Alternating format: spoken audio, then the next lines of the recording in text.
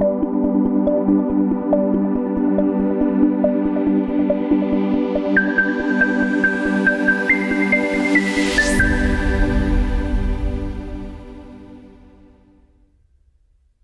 que je vous propose, c'est un commentaire libre. Voilà, c'est la parole de Dieu. Et on va lire ces chapitres et on va avancer. Déjà, ça commence par « Cher Théophile ». Vous savez ce que veut dire Théophile ? Ami de Dieu. Voilà. Donc on ne sait pas si c'est un personnage historique ou si c'est pour s'adresser à tout un chacun, mais les deux sont valables. Donc si ce matin tu es un ami de Dieu, ou même ce que la Bible appelle un amoureux de Dieu dans les psaumes, eh bien c'est des choses qui te concernent. Donc c'est Luc qui écrit, et il dit « Théophile, j'ai parlé dans mon premier livre de tout ce que Jésus a commencé de faire et d'enseigner dès le commencement jusqu'au jour où il fut enlevé au ciel, après avoir donné ses ordres par le Saint-Esprit aux apôtres qu'il avait choisis. Après qu'il eut souffert, il leur apparut vivant et leur en donna plusieurs preuves, se montrant à eux pendant 40 jours et parlant des choses qui concernent le royaume de Dieu. » Déjà, on peut s'arrêter là.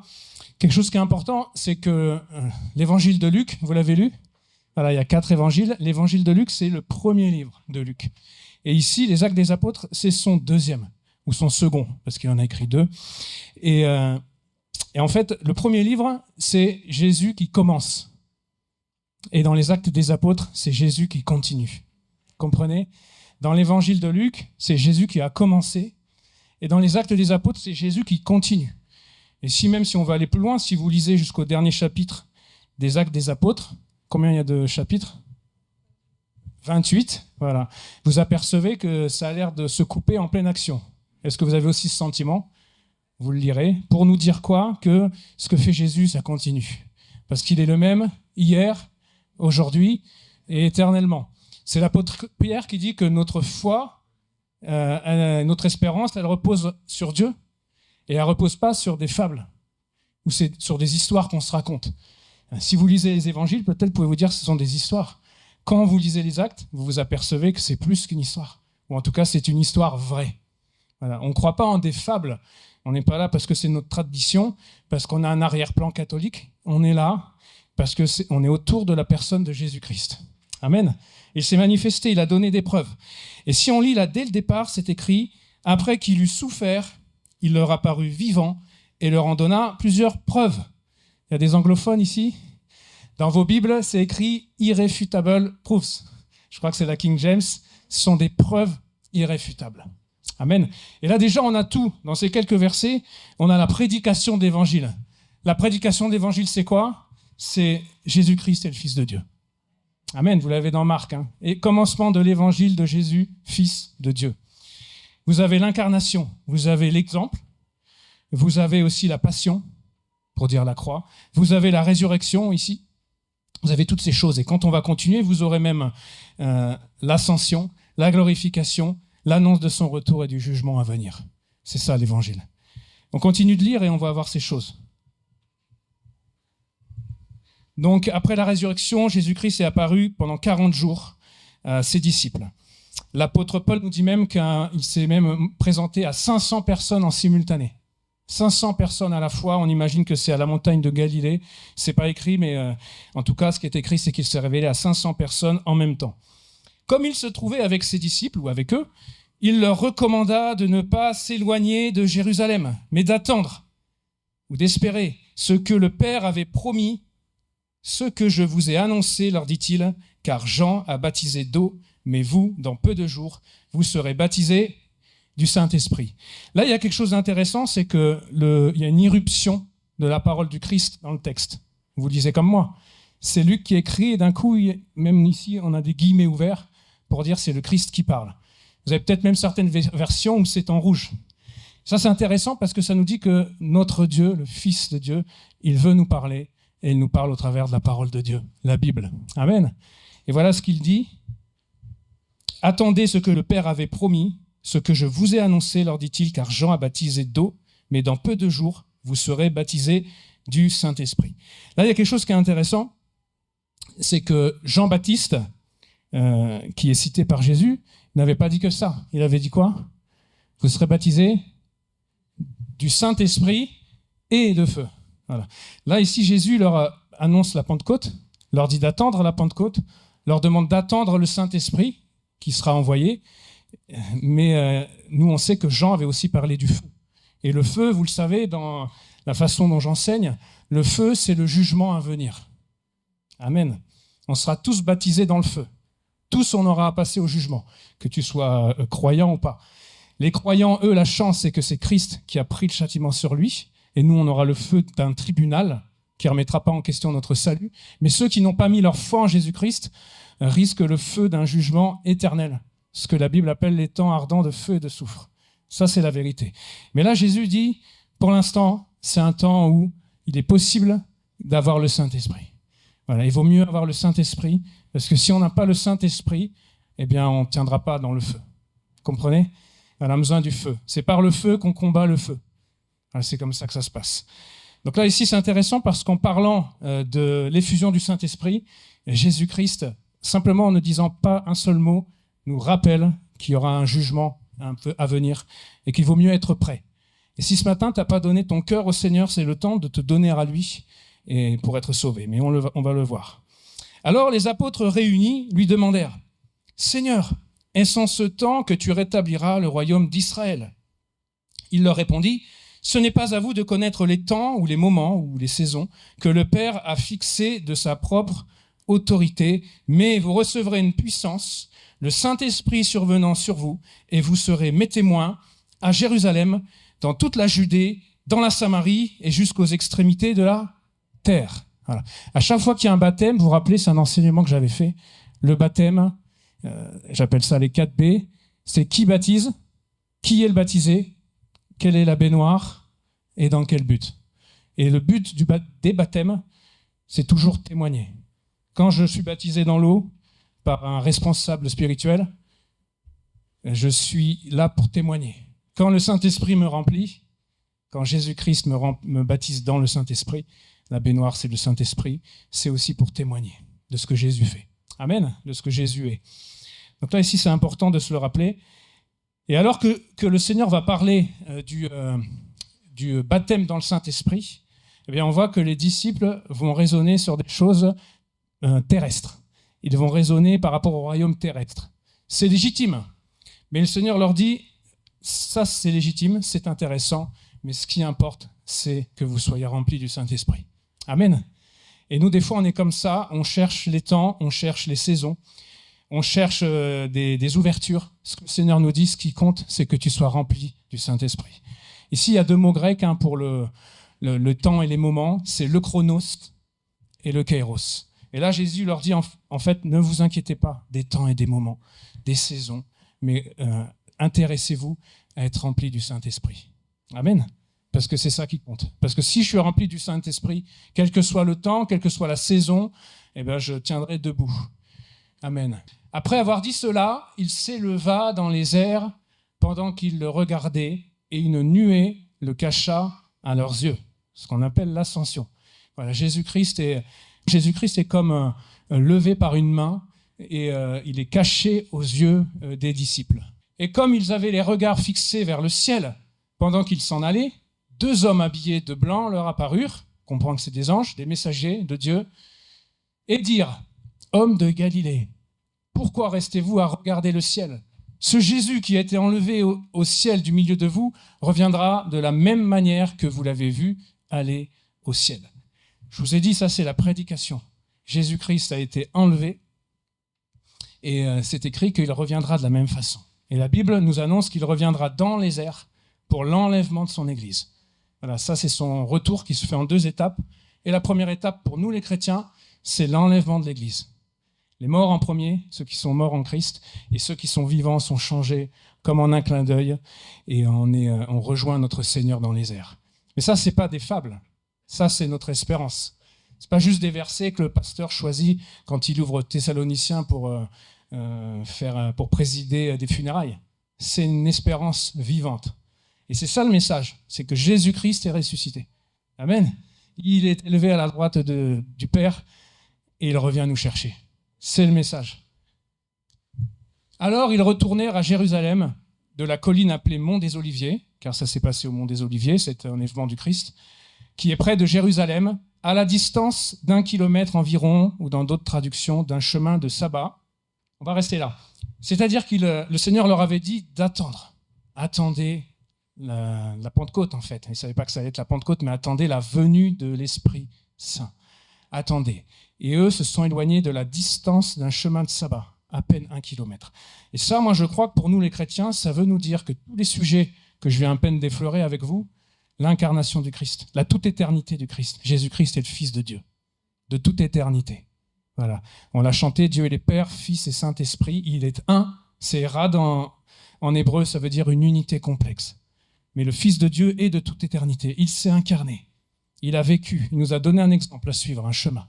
Il est mort pour nos péchés, à la croix. Il est ressuscité le 3e jour.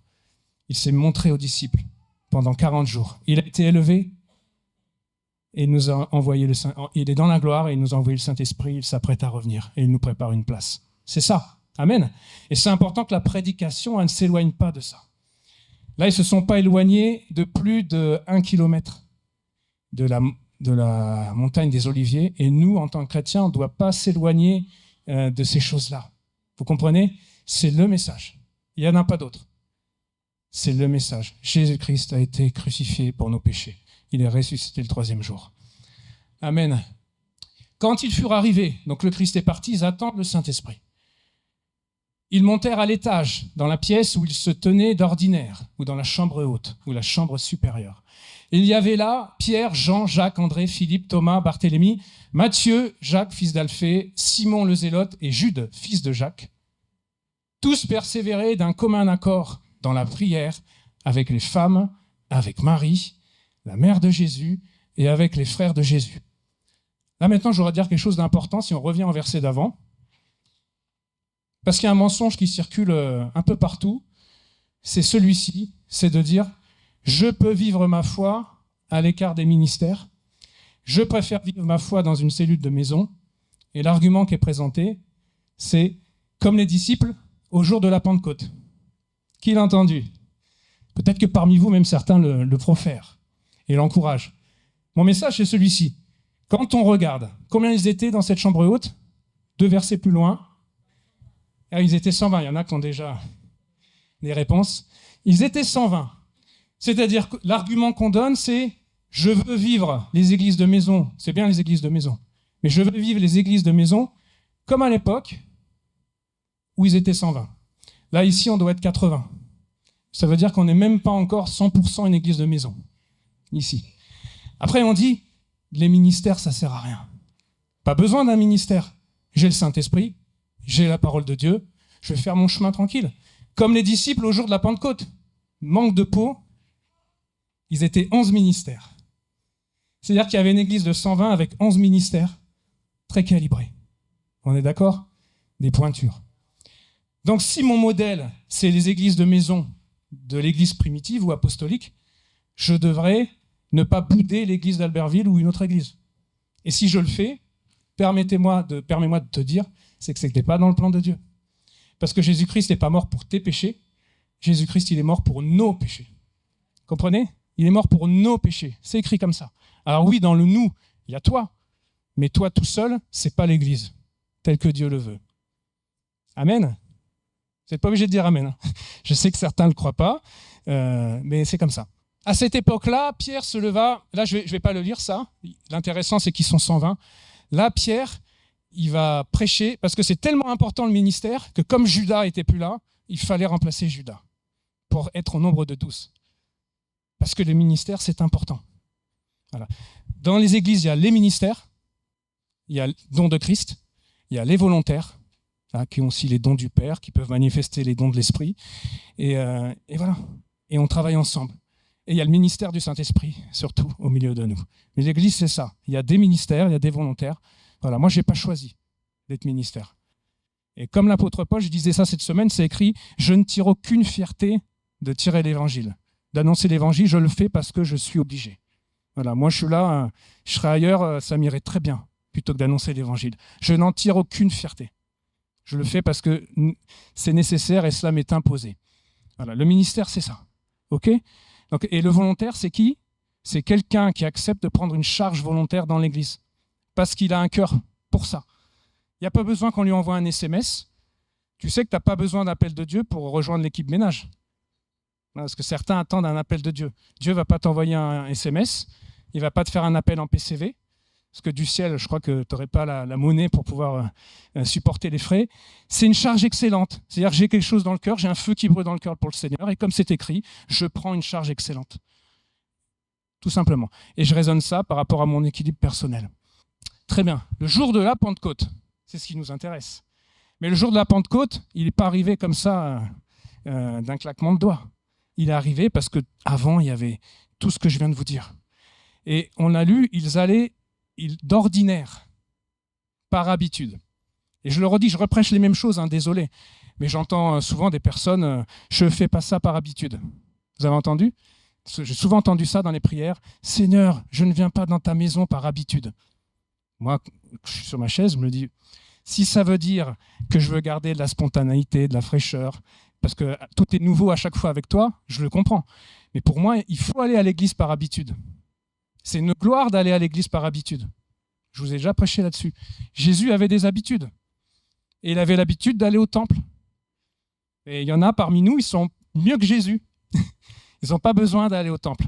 Ils n'ont pas besoin d'avoir l'habitude d'aller au temple parce qu'ils estiment que c'est de la religion. Mais moi, je vois que Jésus avait l'habitude de se rendre au temple. Il avait l'habitude d'aller au Mont des Oliviers, même pour chanter avec ses disciples. Il avait l'habitude de faire le bien, c'est écrit dans les psaumes. Même Paul, c'est écrit. Il avait l'habitude. Il allait au temple comme c'était sa coutume. Et il y en a parmi nous, ils sont plus forts que Jésus et plus forts que l'apôtre Paul. Ils n'ont pas besoin d'avoir la bonne habitude d'aller à l'église. Vous comprenez ? Le Saint-Esprit leur parle chez eux. La Bible leur suffit. Ils n'ont pas besoin de ministère. Et les églises de maison, c'est mieux. Comme ça. Mais ce n'est pas le modèle biblique. Est-ce que vous êtes d'accord ? Est-ce que je vous convainc ou pas ? Est-ce que le texte biblique montre ça ? Je crois que oui. La Pentecôte, elle arrive comme ça. Des chrétiens qui sont 120, plus que nous, qui s'assemblent dans une chambre haute. La chambre haute, si vous voulez, ce n'est pas la cuisine. Ce n'est pas le salon. C'est un lieu de repos, au-dessus des activités quotidiennes, où on va pour méditer. C'est un temps à part. Voilà. Ici, c'est notre église, c'est notre chambre haute. C'est notre lieu à part. Je déconnecte de ce qui fait ma vie du quotidien et je mets un temps à part. On a mis à part ce moment avant de commencer, pour que ces moments soient solennels. Parce que notre Dieu, il est à part. Et on veut prendre un temps à part. Et c'est bien si on peut le louer dans sa cuisine, on peut le louer partout. C'est bien si on peut le louer dans le salon, si on peut le prier dans le salon. Mais Dieu a voulu l'Église pour faire connaître sa sagesse infiniment variée. C'est ce qui est écrit. Et si tu n'es pas à l'Église, là où il y a les ministères, et là où il y a les volontaires, là où il y a tes frères, et là où il y a tes sœurs, tu vas passer à côté de la sagesse infiniment variée de Dieu pour toi. Tu vas passer à côté de certains conseils que Dieu voulait te donner pour toi. Je te le dis, c'est écrit. Donc quand le jour de la Pentecôte arriva, ils étaient tous ensemble dans le même lieu. Voilà, ensemble dans le même lieu. Parce qu'il y en a qui disent, je ne vais pas à l'église, mais on est ensemble. Voilà. Non, il faut être ensemble dans un même lieu. Mais après, on peut aussi être dans un même lieu et pas être ensemble. Ça, c'est des poncifs chrétiens que les prédicateurs disent souvent, mais c'est vrai. Voilà. Nous, on doit être ensemble dans un même lieu. Et c'est un défi. C'est un défi. Pourquoi ? Parce qu'il y a des étincelles. C'est comme ça. Pourquoi ? Parce qu'il y a des offenses. Mais je suis obligé de pardonner les offenses. Tu savais que tu es obligé de pardonner les offenses. Si un frère t'offense, si une sœur t'offense, et si tu utilises ça comme un alibi pour plus aller à l'église, eh bien, tu seras pas pardonné de tes propres offenses. C'est-à-dire que tu vas accumuler au-dessus de ta tête un trésor de colère. Et si tu ne rétablis pas ça, la poche de colère va s'ouvrir sur ta vie. Et j'aimerais pas être à ta place. Si tu ne pardonnes pas l'offense, Dieu ne te pardonnera pas non plus. Voilà. Père, pardonne-nous nos offenses, comme nous aussi nous pardonnons à ceux qui nous ont offensés. La mesure de ton pardon, ça sera la mesure que Dieu t'accordera. Moi, je ne sais pas pour toi, mais moi, je veux donner au maximum mon pardon parce que je veux être pardonné au maximum. Vrai ou pas ? Voilà. Dans l'Église, il peut y avoir des étincelles. Mais peu importe, parce que si on est rempli du Saint-Esprit, il y a plus que les étincelles, il y a le feu du Saint-Esprit. Et les étincelles, on les oublie. Parce que les étincelles, c'est le sous-sol. Les étincelles, c'est les tâches du dessous. Si on veut être spirituel, et pas dans l'émotivité, si on veut être spirituel, on est dans la chambre haute. Vous comprenez ? Quand le jour de la Pentecôte arriva, ils étaient tous ensemble dans le même lieu, au même endroit. Tout à coup, il vint du ciel un bruit, comme celui d'un vent violent ou impétueux, qui remplit toute la maison où ils étaient assis. Ça, j'aime. Parce que j'y vois deux choses. J'y vois déjà le fait d'être posé dans l'assemblée. Ils étaient assis. Ils n'étaient pas en train de danser. On peut danser dans le Saint-Esprit, hein, c'est pas la question. Mais ils étaient assis. Donc physiquement, ils étaient dans le calme. Physiquement, ils étaient dans le repos. Je dis ça parce que c'est pas parce qu'il y a forcément d'excitation que Dieu va parler. Et là, la Pentecôte, elle est née, ils étaient assis. Ils étaient posés même. Ça peut être traduit comme ça. Posés, comme disent les jeunes. Ils étaient posés. Mais dans le sens spirituel, il y a aussi autre chose. Ils étaient assis dans les vérités spirituelles. Toutes celles que je viens de vous dire avant. Pour rappeler, le Fils de Dieu est de toute éternité. Il s'est incarné. Il est né d'une vierge. C'est la vérité, par la vertu du Saint-Esprit. Le Saint-Esprit a recouvert de son ombre Marie et un corps a été produit, généré. Il a vécu une vie parfaite. Il a donné son exemple. Il s'est donné pour nous à la croix, c'est la passion. Tout ce que je viens de vous dire, ça, c'est des vérités dans lesquelles on doit être assis. Et je pense que si ce n'est pas les ingrédients qu'il y a dans la prédication, il y a un problème. Si tous ces ingrédients-là ne sont pas constitutifs de la prédication, il y a un problème. Il peut arriver que sur une prédication, il y ait une lumière forte qui soit faite, par exemple, uniquement sur le Saint-Esprit. Je donne un exemple. Mais si tous les dimanches, la lumière forte est mise uniquement sur le Saint-Esprit, il y a un problème. Il y a un problème parce que ce que Dieu veut, c'est que toute la lumière soit faite sur Jésus-Christ. Et même le Saint-Esprit, il est là pour mettre toute la lumière sur Jésus-Christ. Le Saint-Esprit, il est là pour mettre toute la lumière sur les Écritures. J'en entends qui disent, oui, quand il y a le Saint-Esprit, là où est le Saint-Esprit, là est la liberté. Vous l'avez entendu ? Je vous l'ai déjà répété plein de fois, mais c'est important d'enfoncer le clou. Là où est le Saint-Esprit, là est la liberté. Si je ne me sens pas libre dans l'assemblée, c'est qu'il n'y a pas le Saint-Esprit. Mais ce n'est pas ça que dit le texte. Le texte, il dit, quand je lis les Écritures, quand certains lisent les Écritures, il y a comme un voile qui est sur les Écritures. Quand on lit Moïse, quand l'Esprit vient, le voile est enlevé. Et alors on voit que la Bible parle du Christ, et ça me fait du bien, et ça me rend libre, parce que là où est le Saint-Esprit qui enlève le voile sur les Écritures, là est la liberté. Vous connaîtrez la vérité vous affranchira. C'est-à-dire que le Saint-Esprit, il n'est pas là. Entre autres, il le fait. Mais sa mission première, ce n'est pas que je me sente libre. Oui, je me sentirai libre. Sa mission première, c'est que j'ai la liberté de découvrir Christ au travers des Écritures. Le Christ qui a été crucifié. Pas un autre. Ici, nous prêchons Jésus-Christ qui a été crucifié. Voilà. Il y a une église, c'est un pasteur qui a eu cette vision, ce rêve. Il avait vu, ici, nous prêchons Christ crucifié. Et il y avait un lierre qui poussait sur le côté. Et il a fait un rêve plus tard, il y avait écrit, ici, nous prêchons Christ. Il a fait un autre rêve, et il y avait écrit, ici, nous prêchons. Voilà. Les anges, quand ils sont venus voir les femmes, ils leur ont dit, pour vous, ne craignez pas, car je sais que vous cherchez Jésus qui a été crucifié. Voilà. Chercher Jésus, ça ne suffit pas. Chercher Jésus ne te suffira pas. Chercher Jésus ne te sauvera pas. Ce qui te sauvera, c'est chercher le Christ qui a été crucifié. Amen. Le Christ des Écritures. Pas un Christ que je me suis inventé. Voilà. Que celui qui a des oreilles pour entendre, comme c'est écrit, entende ce que l'Esprit dit à l'Église. Et donc ils sont assis dans le calme, posés. Des langues qui semblaient de feu leur apparurent, séparées les unes des autres, et elles se posèrent sur chacun d'eux. Et si se posèrent, c'est un mot de la même famille que être assis. Ils étaient assis, et le Saint-Esprit s'est assis sur eux. Voilà, parce que être assis, c'est aussi être établi dans les vérités spirituelles, mais c'est aussi dominer. Vous avez vu un roi, il est sur son trône et il domine. Et le Seigneur nous dit, toi aussi, domine. Comme dans la Genèse. Dominer, ça peut dire être le petit patron, le petit chef sur les uns et les autres. C'est pas ça que ça veut dire dominer. Dominer, c'est même pas décréter, déclarer des choses au nom de Jésus.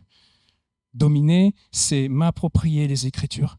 C'est suivre le Christ et déjà me dominer moi-même. Être dans le contrôle de soi. Et ça, c'est dur. Et on est tous là.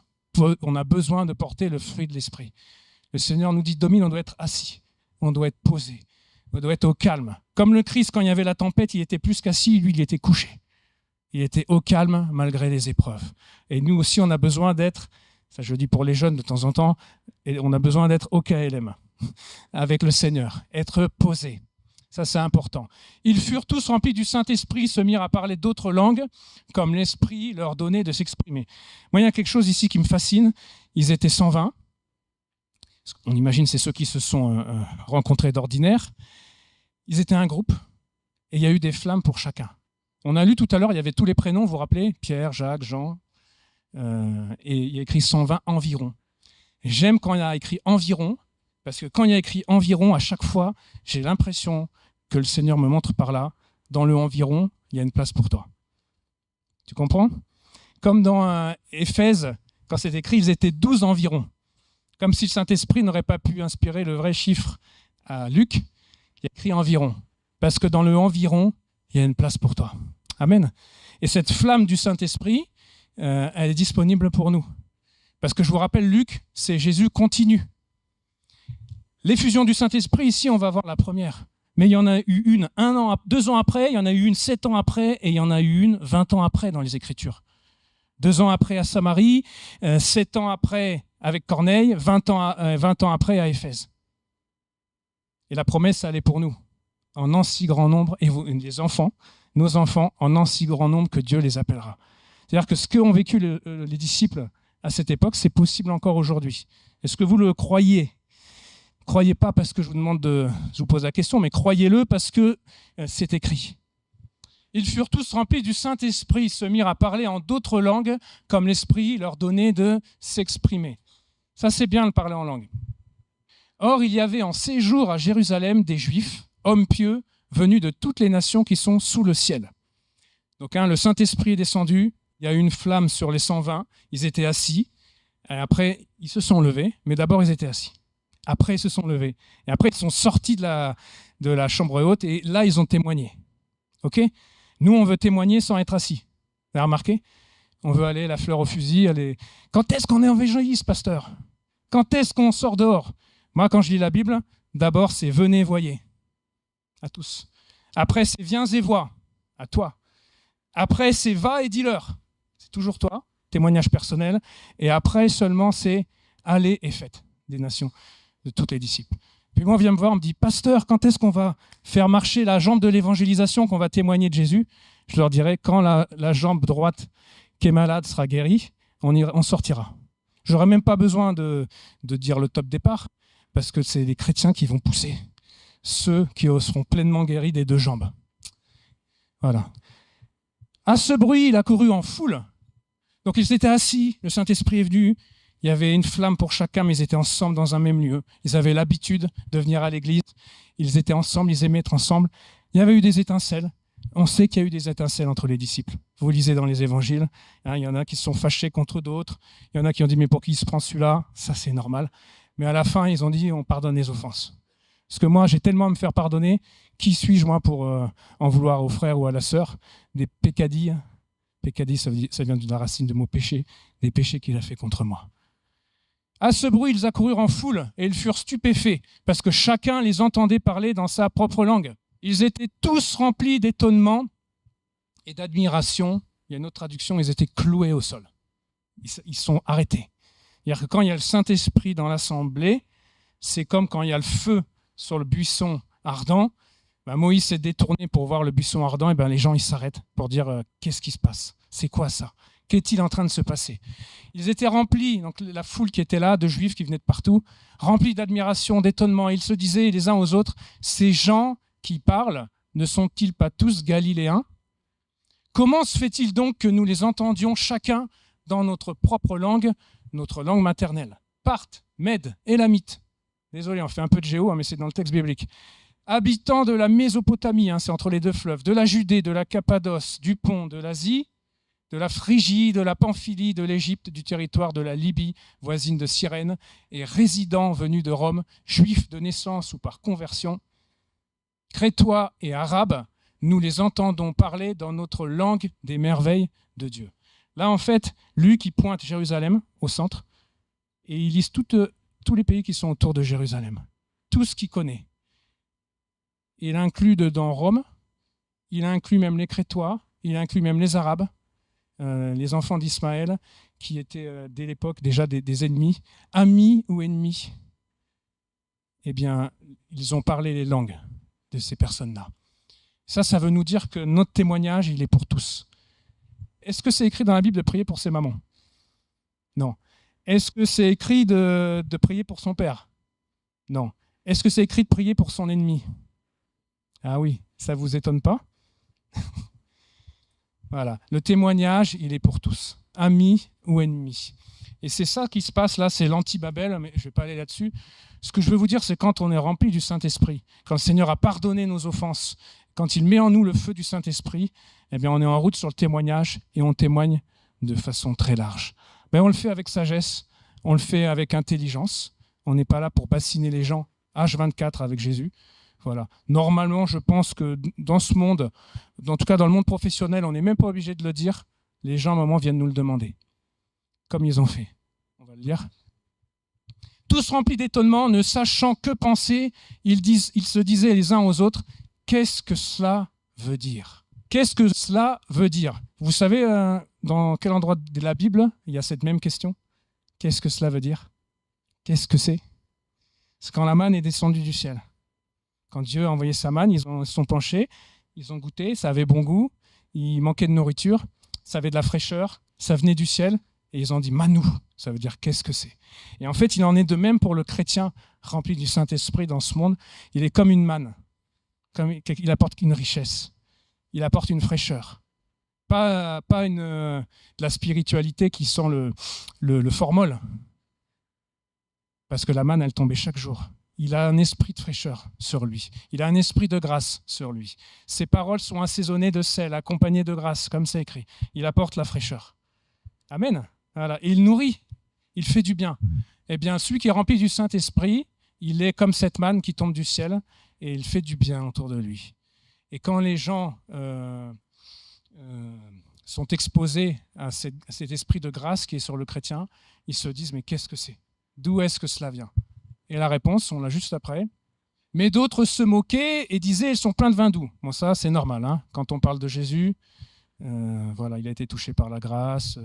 C'est encore des bondieuseries, grenouilles de bénitier. Voilà, les moqueurs, que Dieu les bénisse. Hein. Mais ils sont pleins de vin doux. Ils sont pétés, quoi. Ils ont comment on dit je ne sais plus comment on disait à la campagne là, avec la ruche. Ils se sont pétés la ruche. Voilà. Voilà. Quand je fais des blagues, c'est pas pour manquer de sérieux, c'est juste pour en réveiller certains. Mais d'autres se moquaient et disaient, ils sont pleins de vin doux. Ils ont bu un coup de trop. Alors Pierre, debout avec les 11 apôtres, s'exprima d'une voix forte en ces termes, « Hommes de Judée et vous tous qui séjournez à Jérusalem, comprenez ce qui se passe, prêtez l'oreille à mes paroles. Ces gens ne sont pas ivres, comme vous le supposez, car il est 9 heures du matin. Mais maintenant se réalise ce qu'a dit le prophète Joël. Dans les derniers jours, dit Dieu, je déverserai de mon esprit sur tout être humain. Vos fils, vos filles prophétiseront. Vos jeunes gens auront des visions. Vos vieillards auront des songes, des rêves. Oui, c'est important le oui, sur mes serviteurs et sur mes servantes. Durant ces jours-là, je déverserai de mon esprit et ils prophétiseront. Je ferai des prodiges en haut, dans le ciel, des signes miraculeux en bas, sur la terre, le kéros, le chronos, du sang, du feu et une vapeur de fumée. Le soleil se changera en ténèbres et la lune en sang avant l'arrivée du jour du Seigneur, de ce jour grand et glorieux. Là, il y a quelque chose qui est intéressant, c'est que Joël, il n'a pas dit le jour grand et glorieux. Joël, il a dit ce jour terrible. Parce que le retour du Seigneur, normalement, sur la terre, ça aurait dû être un jour terrible pour tout être humain. Mais à cause du sacrifice de Jésus-Christ à la croix, pour ceux qui croient en Jésus-Christ, qui ont compris que Jésus-Christ était mort pour nos péchés et pour nous ouvrir la porte du ciel, son retour, qui aurait dû être terrible pour nous, à cause de la grande colère de Dieu, à cause du péché de l'homme, eh bien, il devient un jour grand et glorieux. Parce que Jésus-Christ nous aime, parce qu'il s'est offert pour nous ramener en sécurité auprès du Père. Ça, c'est la vérité.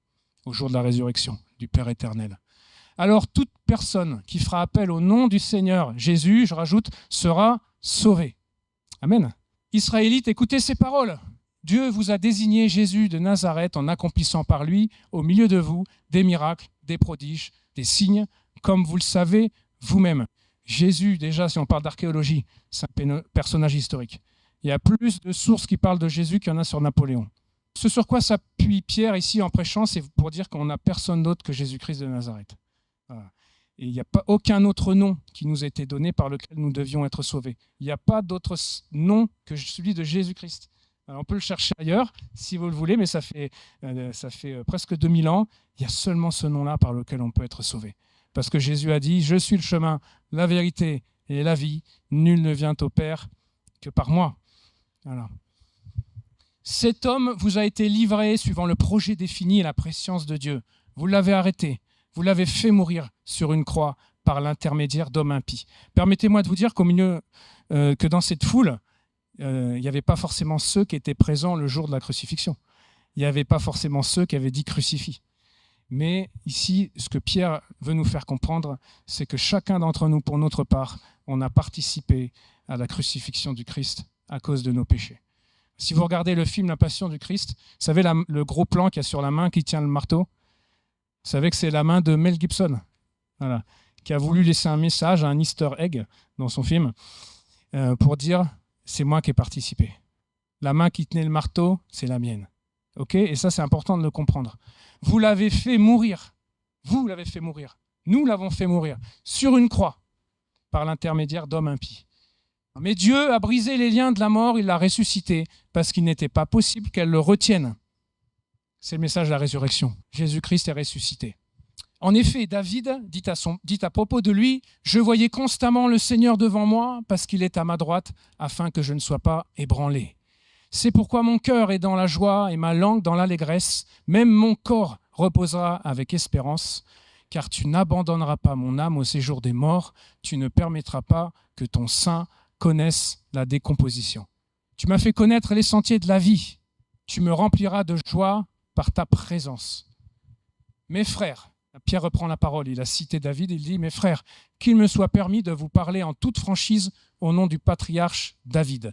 Il est mort, il a été enseveli et son tombeau existe encore aujourd'hui parmi nous. » Là, ce que Pierre dit, c'est qu'il cite David, le prophète. David parle de quelqu'un qui ne va pas connaître la mort, de quelqu'un qui va ressusciter. Et ce que dit Pierre, c'est que David parlait du Christ. David était un prophète, il savait que Dieu lui avait juré par serment de faire surgir le Messie de l'un de ses descendants pour le faire asseoir sur son trône. C'est donc la résurrection du Christ qu'il a prévue et annoncée en disant qu'il ne serait pas abandonné au séjour des morts et que son corps ne connaîtrait pas la décomposition. Là, je vous décrypte, ça veut dire que dans la Bible, en fait, quand les prophètes parlent, quand même Moïse nous rédige la Torah inspirée par le Saint-Esprit, tout pointe vers le Christ. Voilà, toutes les Écritures pointent vers le Christ, vers sa mort à la croix, sa résurrection. C'est pour ça que je ne vais pas vous prêcher autre chose. C'est la résurrection du Christ qui a été prévue et annoncée. C'est ce Jésus que Dieu a ressuscité, nous en sommes témoins. Ce n'est pas un autre Jésus. Élevé à la droite de Dieu, il a reçu du Père le Saint-Esprit qui avait été promis et il l'a déversé, comme vous le voyez et l'entendez maintenant. David, en effet, n'est pas monté au ciel, mais il dit lui-même, « Le Seigneur a dit à mon Seigneur, assieds-toi à ma droite, jusqu'à ce que j'ai fait de tes ennemis ton marchepied. Que toute la communauté d'Israël sache donc avec certitude que Dieu a fait Seigneur et Messie ce Jésus que vous avez crucifié. » Là, ici, Pierre revient, je fais exprès d'y revenir, il redit, Jésus-Christ revient. Jésus-Christ est le juge. Il revient pour juger la terre. Tiens-toi prêt. C'est ça qu'il redit. Après avoir entendu ce discours, ils eurent le cœur vivement touché et dirent à Pierre et aux autres apôtres, « Frères, que ferons-nous » Ça, c'est les questions qu'il faut se poser. Quand on a reçu une conviction de la part du Christ, des réalités spirituelles, on doit être amené à cette question, qu'est-ce que je dois faire? Voilà. Et la suite, on l'a. Qu'est-ce qu'on doit faire quand on a reçu un appel qui vient d'en haut? Qu'est-ce qu'on doit faire quand on a compris que Jésus-Christ est mort pour nos péchés et ressuscité? Qu'est-ce qu'on doit faire quand on a compris que le Saint-Esprit, c'est une réalité? Qu'est-ce qu'on doit faire quand le Saint-Esprit répand dans nos cœurs l'amour du Père? Eh bien, c'est écrit. Pierre leur dit, changez d'attitude ou repentez-vous.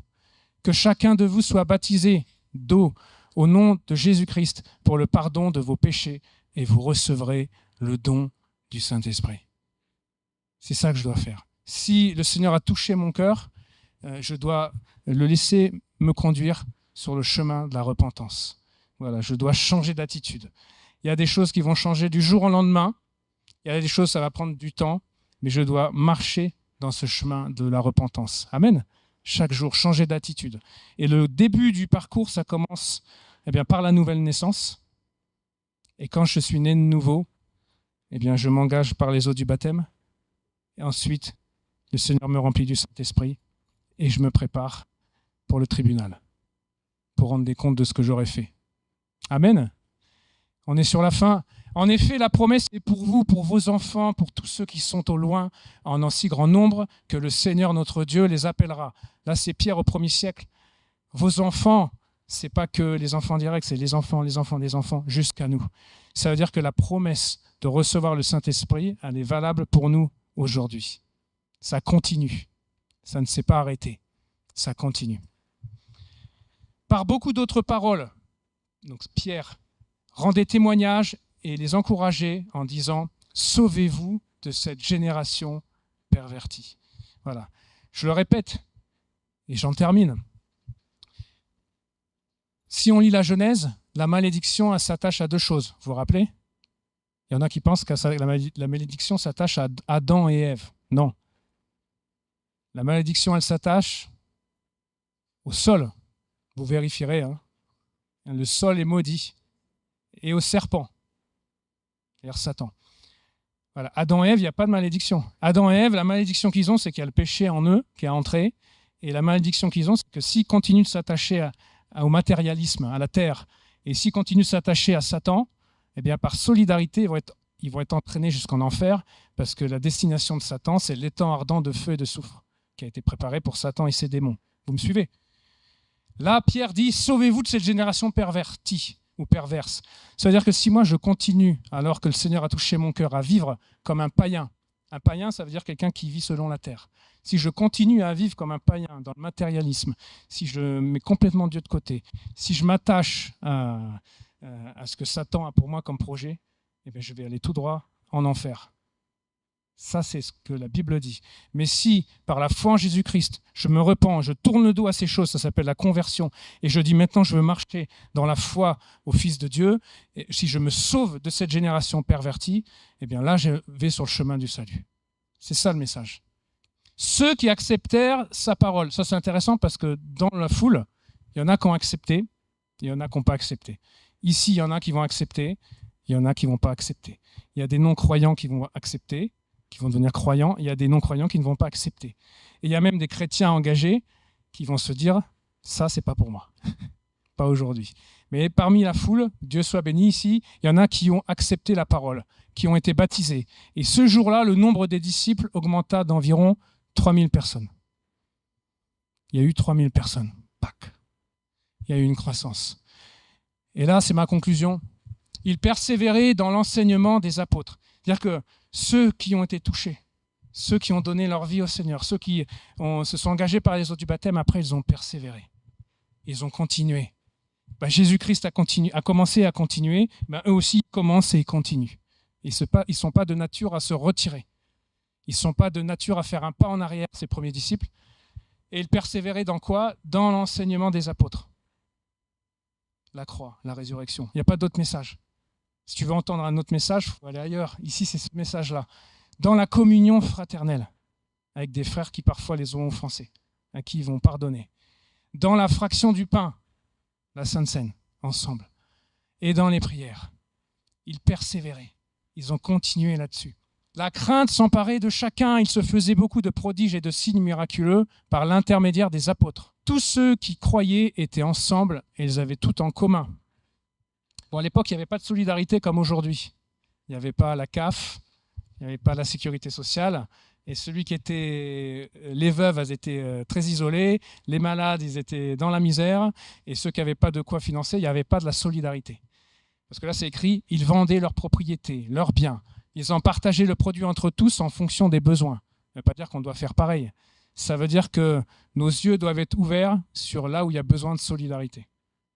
Et il y a besoin de solidarité dans la mission. Il y a besoin de solidarité sur Albertville dans l'enfance, auprès des adolescents, auprès des jeunes, il y en a plein. Il y a des besoins de solidarité auprès des veuves. Il y a des besoins de solidarité. Et c'est à nous d'y répondre, à l'Église d'y répondre. Eux, ils ont choisi de tout mettre en commun. Mais ce qui est intéressant, c'est ça. Chaque jour, avec persévérance, intéressant pour nous, ils se retrouvaient d'un commun accord au temple. Ils rompaient le pain dans les maisons et ils prenaient leur nourriture avec joie et simplicité de cœur. Voilà. La lettre Aleph, ils étaient très simples, avec joie et simplicité. Et pour moi, ça doit être ça, l'Église. On est assis, on reçoit de Dieu. Si le Saint-Esprit nous pousse, on ira là où le Saint-Esprit nous poussera. Sinon, pour le reste, joie et simplicité. Voilà. Moi, je ne cherche pas des choses trop grandes, trop élevées. Voilà, donne-moi du repos, Seigneur. Je veux être comme un enfant sevré dans les bras de sa mère. Vous connaissez, c'est David. Moi, je veux juste être dans le repos. Puis si le Seigneur nous amène à faire de grandes choses, plaise à Dieu. Mais déjà, la joie, et c'était quoi avec ? La simplicité. Dans le monde aujourd'hui, si déjà on arrive à préserver ces deux choses dans l'Église, on aura fait œuvre utile. Je vous le garantis. Ils louaient Dieu. Ils avaient la faveur de tout le peuple. Ça aussi, j'aime bien. Ils se faisaient aimer du peuple. Parce que j'en entends des fois, ils disent, il y a ceux du monde qui ne peuvent pas comprendre. Puis nous, on vit notre truc. Non. On doit se faire aimer du peuple. Pour garder la traduction, ils avaient la faveur de tout le peuple. Alors, il y a de la persécution, ça existe. Hein. Mais la faveur, ça existe aussi. Vous comprenez ? Alors, quand on vit sa foi pieusement en Jésus-Christ, on aura des persécutions. Voilà. Dans l'Église comme en dehors de l'Église. Ça, c'est sûr. Mais par contre, on peut aussi avoir la faveur dans l'Église et en dehors de l'Église. Et moi, je crois qu'un chrétien, il peut avoir la faveur. Il doit avoir la faveur. Il doit avoir une bonne réputation à l'extérieur. Et ça, on doit y travailler. Donc, ils avaient la faveur de tout le peuple. Le Seigneur ajoutait chaque jour à l'Église ceux qui étaient sauvés. Et je crois que c'est la fin du chapitre. Voilà, que Dieu soit béni. Voilà, j'ai voulu faire tout ça avec vous. Voilà, de rester collé à la parole de Dieu. Mais ça, je pense que c'est un encouragement, ces textes. Et moi, quand je lis ces textes, ça me dit, je veux vivre ça. C'est comme ça que je veux vivre l'Église. Amen. Amen.